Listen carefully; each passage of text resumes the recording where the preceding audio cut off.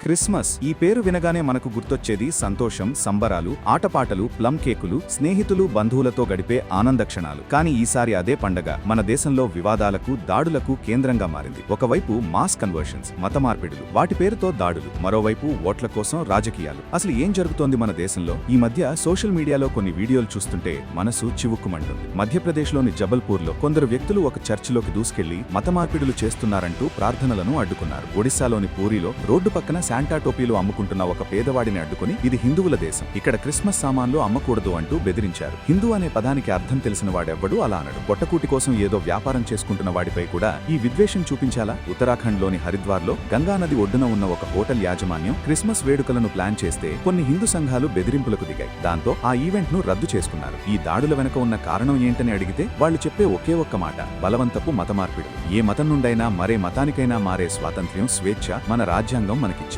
అయితే అది మన ఇష్టంతో జరగాలి కానీ భయపెట్టో, బ్రతిమిలాడో, మాయ చేసో, మభ్యపెట్టో బలవంతపు మత మార్పిడులు చేయడం ముమ్మాటికి తప్పే. అలా చేసేవారిని అడ్డుకోవడంలో తప్పు లేదు. కానీ అది మన దేశ చట్టపరిధిలో రాజ్యాంగబద్ధంగా జరగాలి. అంతేకాని చట్టాన్ని మన చేతుల్లోకి తీసుకుని వారిపై దాడులకు దిగడం మన భారత సంస్కృతి కాదు. ఒకవైపు కొందరు వీధి రౌడీల్లా ఇలా దాడులు చేస్తుంటే మరోవైపు రాజకీయ నాయకులు ఇదే పండగను ఓట్ల కోసం వాడుకుంటున్నారు. కేరళలో ఆర్ఎస్ఎస్ ఆధ్వర్యంలోని స్కూళ్లలో క్రిస్మస్ వేడుకలను ఆపేశారని కమ్యూనిస్టు ప్రభుత్వం ఆరోపిస్తే అదంతా అబద్ధం. ఎన్నికల కోసం వాళ్లే ఈ వివాదాన్ని సృష్టిస్తున్నారు అని బీజేపీ ఎదురుదాడి చేస్తోంది. తమిళనాడులో అయితే క్రిస్టియన్ ఓట్ల కోసం డీఎంకే, విజయ్ కొత్త పార్టీ టీవీకే మధ్య పోటీ నడుస్తోంది. ఇద్దరు పెద్ద పెద్ద క్రిస్మస్ ఈవెంట్లు నిర్వహిస్తున్నారు. ఒక నాయకుడు ఏకంగా జీసస్ లాగే స్టాలిన్ కూడా మాతోనే ఉన్నారు, 2026లో మా ఓట్లన్నీ ఆయనకే అని బహిరంగంగా ప్రకటించారు. ఒక్కసారి మీరే ఆలోచించండి. కొందరు మత మార్పిడుల కోసం, కొందరు విద్వేషం కోసం, మరికొందరు ఓట్ల కోసం. మొత్తానికి ఈ పండుగ స్ఫూర్తిని చంపేస్తున్నారు కదా. ఈ సున్నితమైన అంశంపై మీ అభిప్రాయం ఏంటో కమెంట్స్ లో తెలియజేయండి. మతం పేరుతో జరుగుతున్న మాస్ కన్వర్షన్స్, వారలా చేస్తున్నారని వారిపై జరుగుతున్న దాడులను మనం అంగీకరించాలా? దీనికి పరిష్కారం ఏంటి? ఈ వీడియోను అందరికీ షేర్ చేసి ఆలోచింపజేయండి.